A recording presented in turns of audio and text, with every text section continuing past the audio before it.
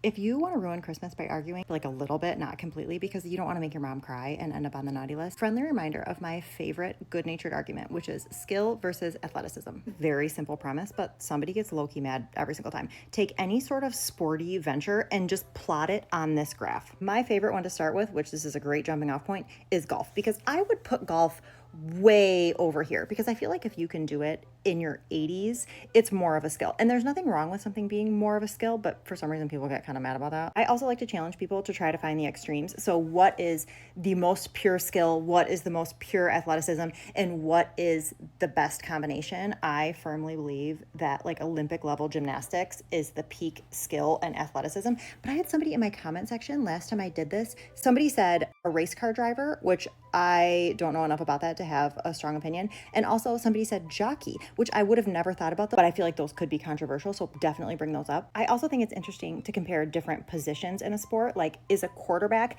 in the same place on this chart as a linebacker? I'll never know because I don't watch football, but I'm sure some people at your Christmas will have opinions on that. I do want to give you guys some guardrails because if you're going to do this with somebody who's going to get in an actual adult argument over whether or not something that somebody loves and participates in is or is not a sport, and then people are going to get really mad and somebody's going to karate chop Uncle Gary in the wiener, I don't recommend it at that point because that is naughty list behavior for Uncle Gary, but also for the wiener puncher, and Santa is watching. If the first argument doesn't take, I recommend pulling out this chart of which animals people think they could beat in a fight and have people plot themselves on this chart, or you plot people on this chart and then see how close they get to your guess. Spoiler alert, we should all be hovering really kind of in this area, but lots of ding dong heads think they belong down here, which is false and wrong. Wait, I'm gonna give you guys this chart in case you want to screenshot it, in case you really would like to participate in this argument. Hold on.